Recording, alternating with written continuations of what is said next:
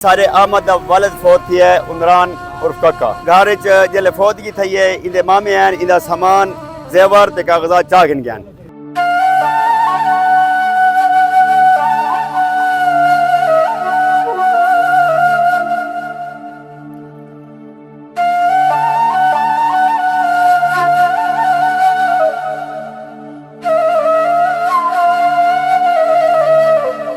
मैयत को दफन करने को पहले असा इन्होंने मामे के मुतालबा किया है साहब को सामान चाहिए जेवरात ते कागजात असा के तक दफने सुने ये तरह की सामान ना सी अल्हम्दुलिल्लाह सामान मिल गया है। ये बच्चा वारिस से इन्हें हवाले कर दिया से असा अहले महल्ला इनके को बरा ने असा जितने तक जीने हैं इन नाल करे सुना दे।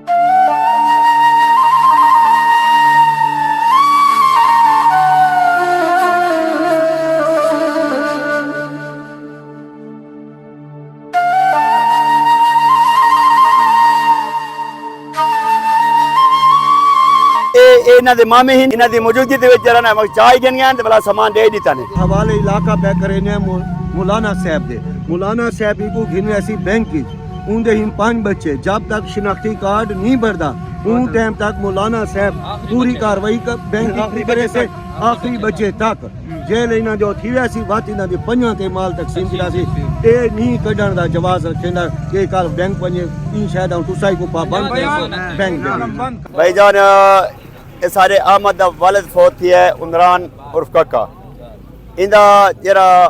घर जिले फौतगी थी है इंदे मामे हैं इंदा सामान जेवर ते कागजात चाह गिन गया। असा मैयत को दफन करने को पहले असा इन्होंने मामे के मुतालबा किया है साहब को सामान चाहिए जेवरात ते कागजात वो आदे अलैन तैन करने भाई नहीं असा के तक दफने सुने ये तरह की सामान ना सी हुण अल्हम्दुलिल्लाह सामान मिल गया है। ये बच्चा वारिस से इंदे नाल 3-4 इन्हें हवाले कर दिया से असा अहले महल्ला मुबर्रा है इंदे को मुबर्रा ने असा जितने तक जीने हैं इन नाल करे सुना दे ठीक है ना। इंदे नाल इन्हां दे मामे हिन इन्हां दी मौजूदगी दे विच जरा ना चाय गिनियां ते भला सामान दे दिता ने ठीक है ना। और ये सामान सारा इन्हां दा भला वाला है इन्हां यतीमां दा वारिस यतीमां दा सामान वाला वाला है इंशाअल्लाह सारी जेरी महल्ले दी कोशिश होसी इन्हां ला जितना तक जीने तावन करे सुना दे